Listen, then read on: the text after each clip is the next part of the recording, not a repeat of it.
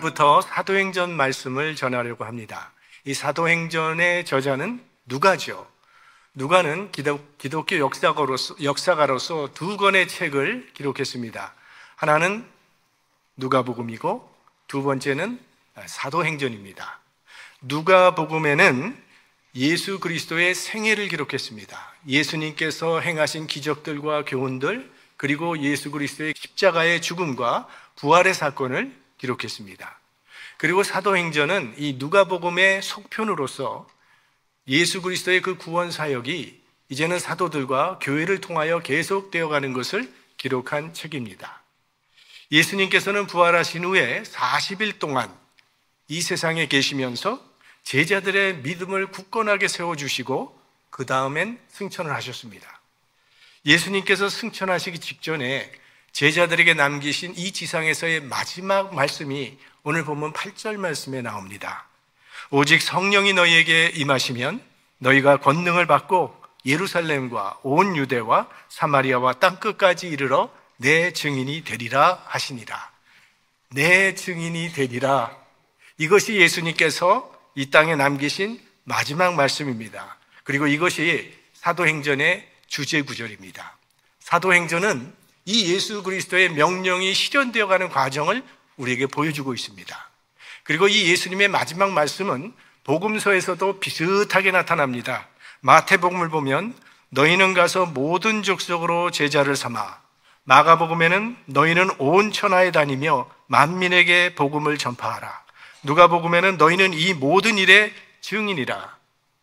자, 예수님께서 세상에 오셔서 많은 일을 하셨습니다. 병자들 고쳐주셨습니다. 이적도 행하셨습니다. 무엇보다도 하나님 나라에 대한 설교를 많이 하셨습니다. 그리고 십자가에 죽으시고 사흘 만에 부활하셨습니다. 이 많은 일들은 결국은 하나의 목적을 위해 하신 것임을 알게 되는데 바로 예수님의 증인이 되게 하려는 데 있습니다. 사도행전은 예수 그리스도께서 승천하신 이후에 예수님의 증인이 된 사도들을 통해서 계속되어지는 복음의 역사를 기록한 책입니다. 복음은 길이요 진리요 생명이신 예수 그리스도를 말하는 것이고 이 복음이 향하고 있는 종착점은 땅끝입니다. 그리고 이 복음의 역사를 이루어 가시는 주체는 둘로 나타나는데 성령이 너희에게 임하시면, 그러니까 하나는 성령이고 다른 하나는 너희 제자를 말하는 것이죠. 먼저 사도행전에는 예수님의 제자들이 복음을 전파하는 주체로 등장을 합니다. 사도들과 핍박을 통해서 흩어진 성도들이 가는 곳마다 복음을 전파하게 되는데 사도행전 1장에서 12장까지는 주로 베드로와 요한이 증인으로 활동을 하는 이야기고 13장부터 마지막 28장까지는 바울이 증인으로 활동하는 그런 이야기가 됩니다. 그리고 복음의 역사의 또 하나의 주체는 성령입니다. 자, 사도행전 하면 그 이름 그대로 사도들이 행한 일을 기록한 책인데 사실은 사도들이 행한 일이 아니라 성령께서 사도들을 통해서 이루신 일이기 때문에 사도행전을 다른 말로 성령행전이라고 부릅니다. 그래서 사도행전 서두에 나오는 매우 중요한 사건이 오순절 성령 강림 사건이 나옵니다. 그러니까 결국 사도행전은 성령의 역사로 이룬 교회의 역사다라고 말할 수 있습니다. 자, 오늘 예수님께서 제자들에게 땅끝을 향해 가라고 명하시면서 동시에 예루살렘을 떠나지 말라는 명령도 내리십니다.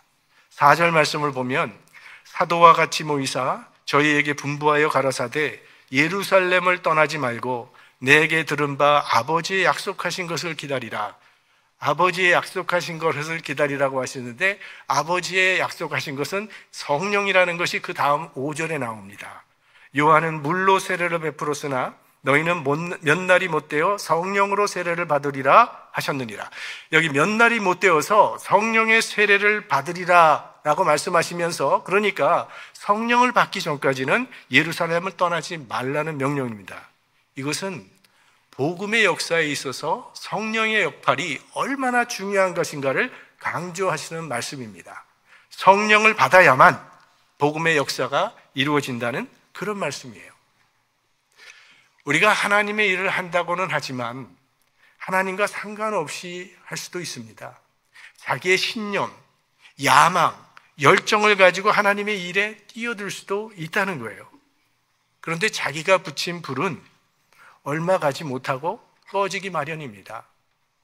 베드로가 다른 사람은 다 줄을 버릴지라도 나는 결코 버리지 않겠습니다. 그리고 그 말씀대로 정말 겟세마네 동산에 군인들이 예수님을 잡으러 왔을 때 그는 용감하게 칼을 빼들어서 대제사장의 종 말고의 귀를 베어버렸습니다. 정말 베드로는 불이 붙은 거예요. 근데 그 불은 하루도 못 가서 꺼집니다. 그날 밤에 베드로는 3번 주님을 부인합니다. 정말 교회에서 열심히 섬기며 사역했던 사람이 어느 날 갑자기 흐지부지 사라지는 경우를 종종 봅니다. 아마도 자기가 붙인 불이었기 때문일 것입니다. 모세가 40세가 됐을 때 그는 애굽심과 자신감으로 넘쳤던 사람입니다. 그래서 그가 자기 동족을 학대하는 애굽 사람을 쳐 죽이면서 이런 생각을 하면서 그는 애굽 사람을 죽였던 것이 사도행전 7장 25절 말씀에 나와요. 저는 이 모세는 그 형제들이 하나님께서 자기의 손을 빌어 구원하여 주시는 것을 깨달으리라고 생각하였으나 이렇게 기록하고 있습니다. 그러니까 모세가 애국 관리를 죽일 때 그런 생각을 했다는 거예요. 자기가 애국 관리를 때려 죽이면 이스라엘 백성들이 자기의 애국심과 그 열정과 리더십을 보고 자기를 따를 것이라고 생각했다는 것입니다. 그때 모세의 사전에는 불가능이 없었던 거죠. 정말 불이 붙었던 거죠. 그런데 자기 생각대로 되지 않으니까 미디안 광야로 도망가 버리고 그 불은 꺼지고 맙니다. 그 후 모세가 80세가 되었을 때 하나님께서 떨기나무 가운데 불꽃 가운데서 나타나셨는데 참 신기한 것은 그 불은 꺼지지 않더라는 겁니다. 출애굽기 3장 2절 여호와의 사자가 떨기나무 불꽃 가운데서 그에게 나타나시니라. 그가 보니 떨기나무에 불이 붙었으나 사라지지 아니하는지라. 자, 그 불은 왜 꺼지지 않는 것일까요? 하나님이 붙이신 불이기 때문입니다. 하나님께서 붙이신 그 불은 어떤 상황이 와도 꺼지지 않습니다. 그래서 하나님의 일을 하려면 하나님께서 붙여주시는 불을 받아야 합니다. 그걸 다른 말로 우리는 소명, 부르심, 컬링이라고 말하는 거예요. 이 소명 의식이 분명할 때 아무리 힘든 상황 속에서도 흔들리지 않고 하나님의 일을 끝까지 감당하게 되는 겁니다. 80세에 하나님의 부르심을 받은 이 모세는요, 마침내 출애굽의 역사를 이루게 됩니다. 사도 바울은 이런 삶의 원리를 이렇게 고백했죠. 내게 능력 주시는 자 안에서 내가 모든 것을 할 수 있느니라. 여러분은 이 말씀 중에서 전반부의 말씀과 후반부의 말씀 중 어떤 것이 더 중요하다고 생각하십니까? 내게 능력 주시는 자 안에서라고 하는 이 전반부의 말씀과 내가 모든 것을 할 수 있다는 후반부의 말씀 중에 어느 쪽이 더 중요하겠습니까? 좋은 말로 할 때 한번 대답을 해보세요. 물론 내게 능력 주시는 자 안에서 이 말씀이 훨씬 중요한 말씀입니다. 그러니까 내게 능력 주시는 분이 중요하다는 거예요. 그 주님의 능력이 나의 능력이 될 때 나는 모든 것을 할 수 있는 능력자가 된다는 그런 고백이죠. 우리 그리스도인들은 자신감이라고 하는 말은 많이 사용하지 않는 것이 좋다고 생각을 합니다. 자신감이란 스스로를 믿는 마음이에요. 우리 그리스도인들은 자기를 믿고 살아가는 사람이 아니라 주님을 믿고 살아가는 사람들이죠. 그러니까 우리에게 필요한 것은 자기를 믿는 자신감이 아니라 주님을 믿는 주신감. 이게 우리에게 필요한 거죠. 당시 예수님의 제자들은요, 예수님을 증거한다고 하는 것은 이건 사회에서 매장되는 일이요, 죽음을 자처하는 일이었습니다. 예수를 죽였던 그 무리들이 지금 예수 쫓는 제자들을 색출해서 잡아 죽이려고 하고 있는데 그들의 힘으로는 도저히 예수의 증인이 될 수 없습니다. 그래서 예수님은 제자들에게 떠나지 말고 성령을 기다리라 말씀하신 거예요. 왜? 능력은 성령으로부터 오는 것이기 때문에. 그래서 이 성령이 임하시면 권능을 받는다고 했습니다. 그러면 예수님이 말씀하신 이 권능이란 무엇인가? 다른 성경에 보면 능력이라고 되어 있고 영어 성경에는 파워라고 이렇게 되어 있습니다. 주님이 여기서 말씀하시는 이 능력이라고 하는 것은 제자들의 안에서 내적인 변화를 일으키는 능력을 말하는 겁니다. 이 제자들은 어떤 사람들이니까? 지금 주님을 버리고 도망갔던 비겁한 사람들, 여전히 두려움에 사로잡혀 있는 이 나약한 제자들을 변화시켜서 예수 그리스도의 증인이 되게 하는 능력을 말하는 거예요. 우리도 마찬가지입니다. 우리에게 필요한 능력이란 원수를 무너뜨리고 이적을 일으키는 그런 신기한 능력이 아니라 우리가 받아야 될 진정한 능력은 자기를 이기는 능력이죠. 우리는 다 자기중심적인 본능을 가지고 살아가고 있습니다. 우리 안에는 이기적인 유전자가 있다는 걸 주님이 잘 아시기 때문에 성령의 능력을 받아야 한다고 말씀하시는 거예요. 그래야 자기를 부인하고 예수 그리스도의 참된 증인으로 우리가 살아갈 수 있기 때문입니다. 자, 그랬더니 이 제자들이 예수님께 자신들의 지금 최고의 관심사를 물어봅니다. 6절 말씀, 저희가 모였을 때에 예수께 묻자와 가로되 주께서 이스라엘 나라를 회복하심이 이때니까 하니. 유대인들은 구약에 예언된 대로 메시아가 오셔서 메시아 왕국을 세울 것이라고 계속 기대해 왔습니다. 그래서 메시아 대망사상이라고 하지 않습니까? 근데 그들이 기대했던 이 메시아 왕국이라는 것은 이스라엘 나라가 정치적으로 회복되는 것을 그들은 생각하고 있었습니다. 예수님의 제자들도요, 이제 예수님께서 오셨으니까 예수님께서 로마 통치에서 우리 이스라엘 나라를 정치적으로 회복시켜서 이제 메시아 왕국을 세우시리라 그렇게 기대하고 있었던 겁니다. 그런데 예수님께서 십자가에 돌아가셨기 때문에 그 기대가 완전히 깨져버렸던 겁니다. 그런 그들의 마음이 엠마오로 가던 제자들의 그 실망스러운 말에 잘 나타나 있습니다. 누가복음 24장을 보면 우리는 이 사람이 이스라엘을 구속할 자라고 바랐노라. 그랬는데 이 예수님께서 돌아가시자 이스라엘의 회복의 꿈이 산산조각 났던 거죠. 그런데 돌아가셨던 예수님께서 다시 부활하시니까 이제 다시 해방의 꿈을 꾸고 있는 겁니다. 주님, 이스라엘 나라를 회복하심이 이때입니까? 이제 드디어 이스라엘을 회복할 때가 온 것입니까? 이에 대한 예수님의 대답은 가라사대 때와 기한은 아버지께서 자기의 권한에 두셨으니 너희의 알 바 아니요. 아주 무슨 물리치는 그런 말씀, 너희 알 바 아니요. None of your business. 그러면 우리는 그런 줄 알아야 되겠는데 시한부적 종말론 같은데 미혹이 되어서 많은 사람들이 얼마나 피해를 많이 입는지 모릅니다. 종말이 언제 온다, 나는 그거 안다 말하는 사람 100% 사기꾼입니다. 그날과 그때는 아들도 모르고 오직 아버님만 안다고 말씀하셨는데 그날을 안다면 자기가 하나님이라는 말이죠. 여러분, 이 세상 마지막 날이 언제인지 아는 것이 좋겠습니까? 모르는 것이 좋겠습니까? 모르는 게 좋은 거니까 하나님께서 알려주시지 않는 거예요. 만약 우리가 그날을 안다면 마지막까지 멋대로 살다가 죽기 직전에 예수 믿겠다고 하는 사람 나타날 겁니다.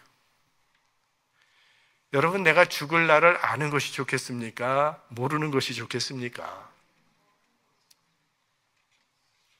모르는 게 좋은 거죠. 너희의 알 바 아니요 라고 말씀하십니다. 그러나 우리가 알아야 할 것은 있습니다.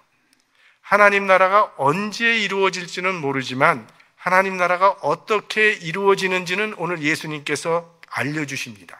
그게 8절 말씀이에요. 우리 합독하겠습니다. 오직 성령이 너희에게 임하시면 너희가 권능을 받고 예루살렘과 유대와 사마리아와 땅끝까지 이르러 내 증인이 되리라 하시니라. 그러니까 하나님의 나라는 어떻게 이루어지는가 하면 하나님의 나라는 우리들이 성령의 능력을 받아서 예수 그리스도의 증인으로 살아갈 때 이루어지게 된다는 그런 말씀이에요. 그러니까 제자들이 기대했던 이 메시아 왕국과 예수님이 말씀하시는 하나님의 나라는 큰 차이가 있습니다.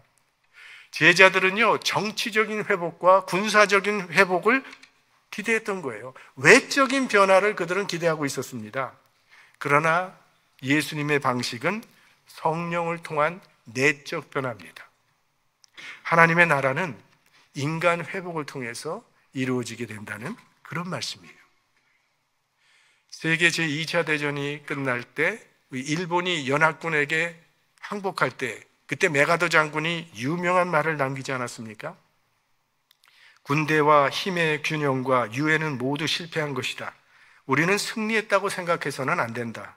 만약 인간을 위한 근본적인 해결책을 찾아내지 못한다면 아마겟돈 전쟁은 문턱에서 멀지 않다. 인류의 문제는 근본적으로 신학적인 문제다. 인간을 구원하기 위한 대답은 군사적인 것이 아니라 영적인 것이다. 우리가 살고 있는 이 세상의 나라는 군사력을 통해서 물리적으로 영토를 확장해 나가는 겁니다. 막강한 군사력을 마련하고 좋은 무기들을 준비해서 다른 나라, 이웃 나라를 침략하면서 영토를 확장해 나가는 거예요. 러시아가 우크라이나를 침략했던 방식이죠. 그게 세상의 방식입니다. 그러나 하나님의 나라는 그런 정치적인 세력을 잡아서 무력으로, 물리적으로 확장해 가는 것이 아니라는 거예요. 하나님의 나라는 예수 그리스도의 증인들이 복음을 전파함으로 확장되어 간다는 겁니다. 만약에 하나님의 나라가 물리적인 힘으로 세워질 수 있다면요, 부활하신 예수님께서는 예루살렘 한복판에 나타나셨을 겁니다. 예수님을 십자가에 못 박으라고 소리치던 무리들 앞에 당당히 부활한 모습으로 나타나셔서 그들에게 당했던 그 멸시와 모독을 본때 있게 그들에게 되돌려 주셨을 겁니다. 또 예수님을 못 박아 죽이는데 앞장섰던 종교 지도자들과 빌라도 앞에 나타나셔서 너희들이 나 죽였지, 똑똑히 봐, 다시 살아났어. 그렇게 그들에게 당했던 이 죽음의 복수전을 통쾌하게 했다면 그들은 모두 주님 앞에 무릎을 꿇고 당신은 하나님의 아들이라고 인정했을 것 같은데 예수님께서는 그렇게 하시지 않으셨습니다.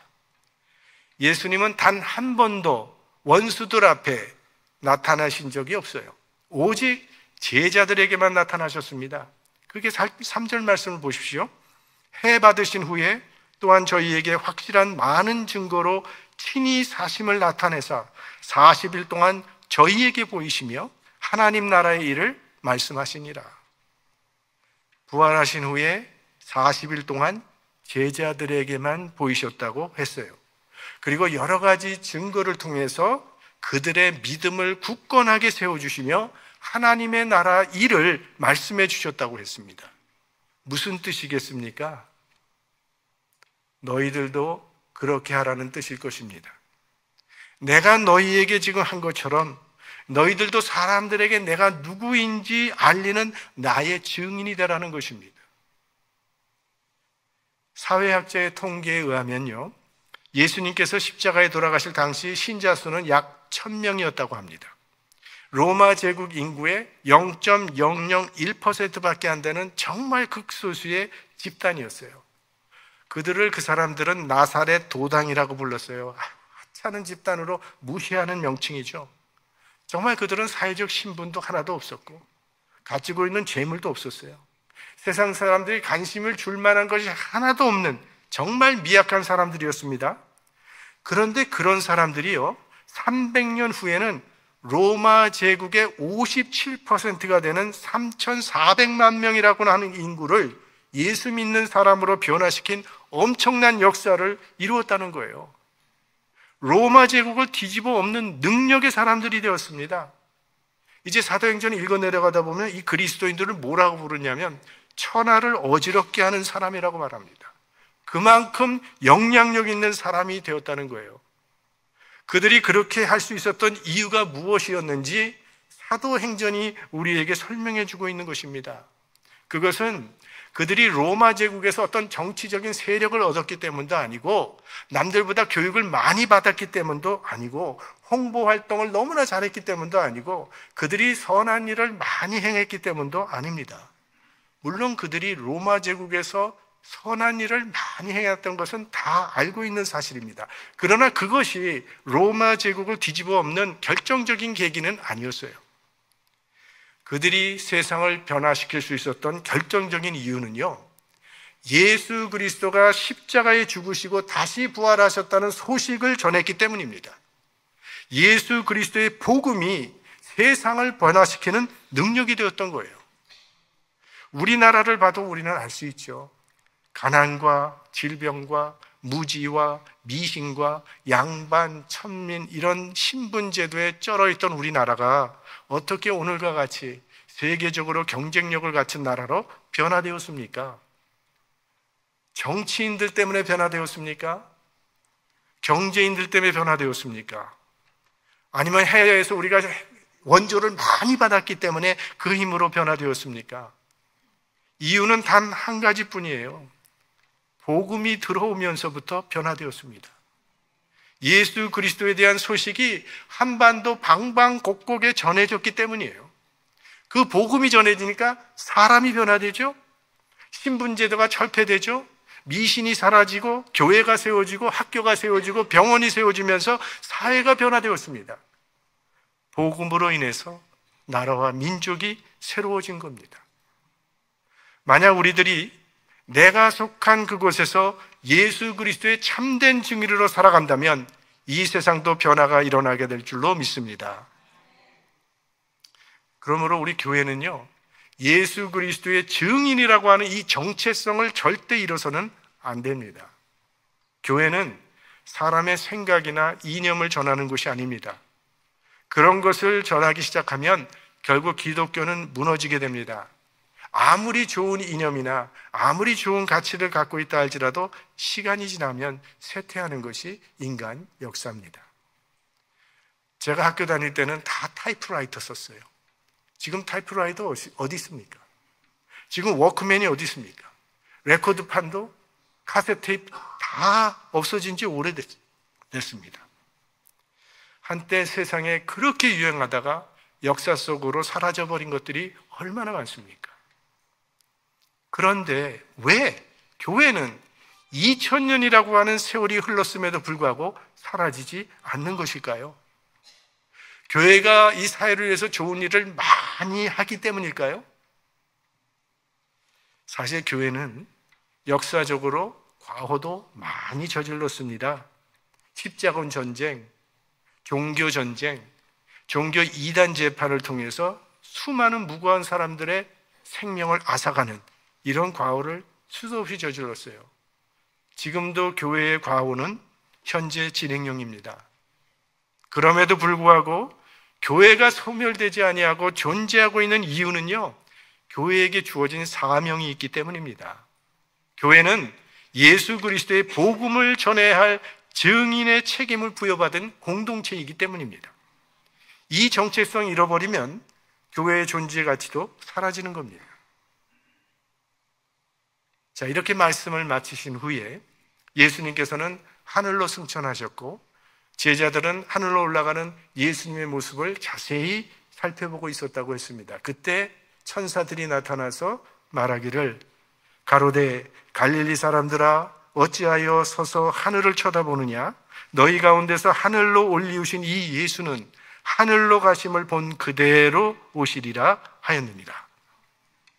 본 그대로 오시리라. 너희들이 본 그대로 역사 속에 다시 오시리라. 그래서 이 재림 신앙이 초대교회 때부터 지금까지 이어져 온 것입니다. 본 그대로 다시 오시리라는 이 약속을 기다리고 기다리다가 죽었고 기다리고 기다리다가 죽고 하면서 지금까지 2000년을 이어온 것입니다. 그러면 예수님께서 왜 다시 오시겠다는 그 말씀하셨을까요? 한번 오셨을 때 단번에 끝내버리셨다면 아주 편할 텐데 왜 번거롭게 또 다시 오시겠다는 것일까요? 한 번 오셨을 때 끝내버렸다면 구원받을 사람이 너무 적기 때문에. 아까 1000명 얘기를 했잖아요. 주님은 모든 민족이 구원받기를 원하십니다. 그래서 세상 모든 사람들에게 예수 그리스도의 복음을 알려서 구원받을 수 있는 그 기간을 허락해 주시는 거예요. 교회와 교인이 존재하는 이유가 바로 여기에 있다는 거죠. 교회는 예수 그리스도의 증인으로 부름받은 공동체입니다. 교회는 하나님의 선교를 위해서 시작된 공동체예요. 예수 그리스도의 증인, 이것이 교회와 우리 그리스도인의 정체성입니다. 만약에 교회가 하나님이 주신 사명을 피해버리면 하나님은 촛대를 옮기신다는 것이 성경의 교훈입니다. 하나님께서 유대 백성을 택하신 이유는 그 백성을 통해서 하나님의 구원이 온 세상에 전해지기를 원하는 게, 그게 하나님께서 유대 백성을 택하셨던 목적이었어요. 그런데 유대 백성이 그 사명을 거부했기 때문에 그 사명이 교회로 옮겨져서 교회가 그 사명의 대행자가 된 것입니다. 만약 교회가 선교지향적인 교회가 되기를 거부하고 교회 중심적인 교회가 되기로 안주해버리면 하나님께서는 우리가 받은 이 촛대도 옮기실 것입니다. 우리 인류의 역사를 기독교적 방법으로 분리할 때 세 시대로 분리를 하죠. 천지창조에서부터 예수님께서 탄생하시기 전까지 이 시대를 성부의 시대라고 부릅니다. 예수님께서 탄생하셔서 이 지상에 계실 때를 성자의 시대라고 부르고, 예수님께서 승천하신 후에 예수님께서 다시 모시는 그 재림의 때까지를 성령의 시대라고 부릅니다. 그러니까 이 사도행전의 성도들과 우리들은 같은 시대를 살아가고 있는 거예요. 예수님께서 승천하신 후에 재림하시는 그날까지 지금 동시대를 살아가고 있는 겁니다. 지금은 사명의 기간이요, 지금은 일하는 기간이라는 거예요. 성령께서 교회를 통해서 역사하는 기간이고 성령께서 우리를 통해서 일하시는 기간입니다. 주님의 재림이 늦어진다면 한 사람이라도 더 구원받게 하시려는 주님의 뜻이고, 내게 오늘이라고 하는 하루가 주어진 것은 하루라도 더 복음을 전파하라는 주님의 뜻일 것입니다. 우리는 세상의 구원을 위해서 부름받은 자들입니다. 우리 언제 어디서나 예수 그리스도의 증인이 되기를 힘써야 할 것입니다. 본 그대로 오시리라. 예수님은 다시 오실 것입니다. 믿으십니까? 예수님의 이야기는 아직 끝나지 않았어요. 우리를 통해서 이 사도행전의 역사가 계속 이루어지게 되기를 주님의 이름으로 축원합니다. 성령의